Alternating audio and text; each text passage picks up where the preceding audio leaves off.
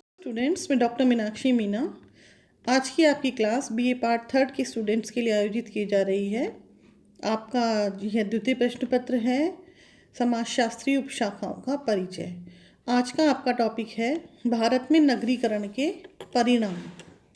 कल आपने वीडियो में पढ़ा कि नगरवाद क्या है और नगरीयता क्या है, अर्बेनिज्म एंड अर्बेनाइजेशन। और अब हम पढ़ेंगे कि भारत में नगरीकरण अर्बेनाइजेशन के क्या क्या परिणाम हैं। नगरीकरण के कारण भारत की परंपरागत सामाजिक संरचना में अनेक परिवर्तन हुए हैं, किंतु इसके साथ ही अनेक नई समस्याओं में भी वृद्धि होने लगी। नगरीकरण के परिणाम भारत में इस प्रकार हैं। पहला है नगरीकरण के सकारात्मक प्रभाव, जैसा कि आप स्क्रीन पर भी पढ़ सकते हैं। नगरीकरण के सकारात्मक प्रभाव का संबंध उन प्रकारों से है जो भारत की पारंपरिक संरचना में उत्पन्न होने वाले उपयोगी परिवर्तनों को स्पष्ट करते हैं। इसमें हमारा पहला पॉइंट है जातिगत विभेदों में कमी। नगरीकरण के कारण जातिगत विभेदों में कमी आने लगी है। जातियों की परंपरागत पहचान कमज़ोर पड़ने लगी है। नगर में सामाजिक संबंधों की एक ऐसी व्यवस्था देखने को मिलती है जिसमें विभिन्न जातियों के बीच खान पान, सामाजिक संपर्क और व्यवसाय के क्षेत्र में कोई विभेद देखने को नहीं मिलते। दूसरा पॉइंट है महिलाओं की परिस्थिति में सुधार। नगरीकरण ने शिक्षा, व्यक्तिगत स्वतंत्रता, समतावादी मनोवृत्तियों और तार्किक दृष्टिकोण को प्रोत्साहन देकर स्त्रियों की परिस्थिति में सुधार लाने में महत्वपूर्ण भूमिका निभाई है। नगरीकरण के कारण स्त्रियां विभिन्न सेवाओं में सहभागिता करने लगी और पुरुषों पर उनकी आर्थिक निर्भरता कम हुई। सामाजिक और राजनीतिक गतिविधियों में भी महिलाओं की रुचि बढ़ने से उनकी परिस्थिति में सुधार हुआ है। तीसरा है परिवार की संरचना में परिवर्तन। नगरीय परिवारों में विभिन्न दशाओं के प्रभाव से संयुक्त परिवार की जगह केंद्रक अथवा एकाकी परिवारों का महत्व बढ़ता जा रहा है।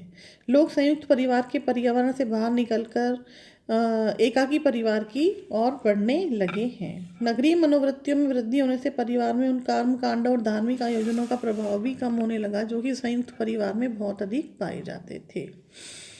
एकाकी परिवार में बच्चों की शिक्षा और व्यक्तित्व निर्माण पर भी अधिक ध्यान दिया जाने लगा है। चौथा पॉइंट है लौकिक मूल्यों तथा धर्मनिरपेक्षता में वृद्धि। भारतीय समाज की पारंपरिक संरचना इस तरह के विश्वासों से बंधी हुई थी जिसके फलस्वरूप भाग्य और तरह तरह के अंधविश्वासों को प्रोत्साहन मिलना आरंभ हो गया। नगरीकरण के फलस्वरूप आधुनिक शिक्षा, वैज्ञानिक ज्ञान और तार्किक व्यवहारों का प्रभाव बढ़ने लगा। अलौकिक शक्ति की जगह उन मूल्यों को प्रोत्साहन मिलने लगा जो लौकिक अथवा सांसारिक उपलब्धियों को अधिक महत्वपूर्ण मानते हैं। पांचवा है आर्थिक विकास। नगरों में बड़े बड़े उद्योगों की स्थापना होने से व्यापार और वाणिज्य का विस्तार हुआ और भारत की परंपरागत आर्थिक संरचना में व्यापक सुधार होने लगा। प्रति व्यक्ति आय में वृद्धि हुई और लोगों के जीवन स्तर में सुधार की प्रक्रिया तेज हो गई। सामाजिक छठा पॉइंट है सामाजिक जागरूकता में वृद्धि। सामाजिक जागरूकता के एक ऐसी चेतना है जो लोगों को अपने अधिकार और कर्तव्यों के प्रति सजग करती है। नगरीकरण की प्रक्रिया से धार्मिक शिक्षा और परंपरागत तरीके जो होते थे व्यवहार के, उनका प्रभाव कम होने लगा। यहाँ धार्मिक और सामाजिक सुधारनिक आंदोलन का रूप ले लिया। इससे समाज के ऐसे व्यवहार के प्रतिमान विकसित हुए जो समताकारिक मूल्यों पर आधारित है। सातवां पॉइंट है ग्रामीण जीवन में परिवर्तन। नगरीकरण के फलस्वरूप गांव में मुद्रा का प्रचलन बढ़ा, व्यापारिक फसलों की पैदावार को अधिक महत्व मिलने लगा। जजमानी जैसी शोषणकारी व्यवस्था समाप्त हो गई। ग्रामीणों के रहन सहन के तरीके बदलने लगे। अंतर्जातीय संबंधों में भी परिवर्तन आने लगा।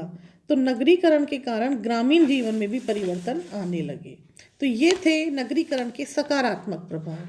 अब हम अध्ययन करेंगे नगरीकरण की समस्याएं अथवा दुष्प्रकार, इसके नकारात्मक प्रभाव क्या क्या पड़े हैं। पहला है आवास की समस्या। नगरों में जनसंख्या बहुत अधिक होती है, अतः बड़ी संख्या में लोगों के पास अपने मकान नहीं होते। उन्हें किराए के मकानों में रहना पड़ता है जिस पर उनकी आय का एक बड़ा हिस्सा खर्च हो जाता है। दूसरा है मलिन बस्तियाँ। नगरों में बहुत अधिक भीड़ होने से मलिन बस्तियाँ विकसित होने लगती हैं। जो जिनमें टूटे फूटे मकान, टीन के टुकड़े, पॉलीथीन, कच्ची दीवारों की सहायता से इनमें झुग्गी झोंपड़ियाँ बना ली जाती हैं। ऐसे क्षेत्रों में शौचालय, पानी या बिजली की कोई सुविधाएं नहीं होती। गरीबी और पता नहीं संस्कृति इनकी बस्तियों की विशेषताएं हैं। तीसरा है प्रदूषण की समस्या। नगरीकरण में वृद्धि होने के कारण प्रदूषण की समस्या जनसाधारण के स्वास्थ्य के लिए गंभीर खतरा बन गया। नगरों में कूड़े करकट और गंदगी का ढेर देखने को मिलता है। सीवर लाइनों की सही व्यवस्था नहीं होने से दूषित और विषाक्त पानी सड़कों पर फैलता रहता है। उद्योगों की चिमनी और मोटर वाहनों से निकलने वाला धुआं वातावरण को प्रदूषित कर देता है कि जनसंख्या का एक बड़ा हिस्सा सांस और फेफड़ों के रोगों से पीड़ित है। आंखों की जलन और टीबी और त्वचा संबंधी समस्याएं भी, बीमारियां भी प्रदूषण से पैदा होती हैं। चौथा है अतिक्रमण की समस्या।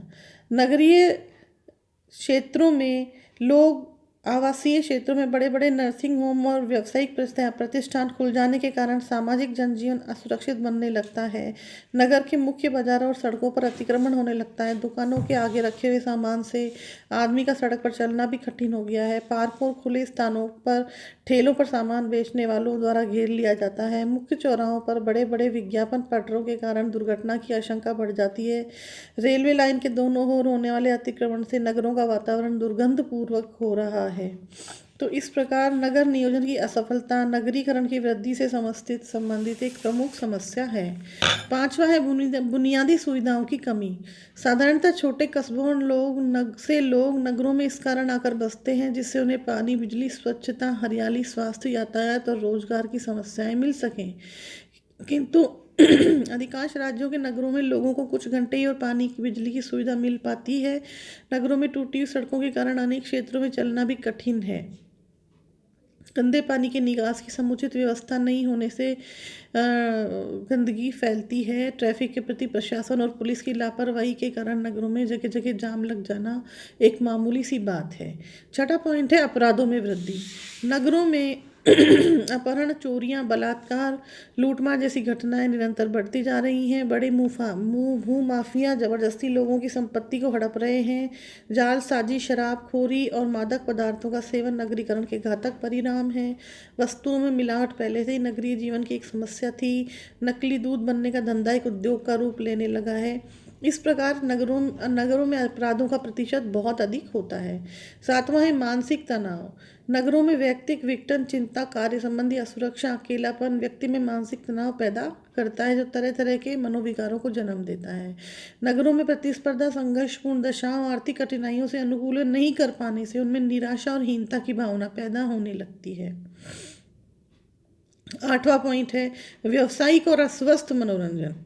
काम की थकान के बाद सभी लोग कुछ समय मनोरंजन के लिए देना चाहते हैं। नगरों में शिक्षाप्रद कहानियों, धार्मिक गाथाओं, पारिवारिक हंसी मजाक, सांस्कृतिक नाटकों आदि का कोई स्थान नहीं होता। यहाँ टीवी, सिनेमा, क्लब और व्यावसायिक संगठनों द्वारा आयोजित कार्यक्रम ही मनोरंजन के साधन होते हैं। ऐसा मनोरंजन कामोत्तेजक, काल्पनिक दृश्यों, आपराधिक व्यवहार से भरपूर और रोमांचक प्रवृत्ति का होता है। ऐसे मनोरंजन का वास्तविक जीवन से कोई संबंध नहीं होता। टेलीविजन के बहुत से सीरियल बच्चों में आरंभिक जीवन में अलगाव, पारिवारिक विरोध और आपराधिक व्यवहार से संबंधित भावनाएं पैदा करने लगते हैं। यही भावनाएं बाद में व्यक्तिगत और पारिवारिक विघटन का कारण बन जाती हैं। इस प्रकार नगरों की समस्याएं आपने पढ़ी और नगरीकरण के सकारात्मक प्रभाव भी आपने पढ़े। आज की क्लास में इतना ही। नमस्कार।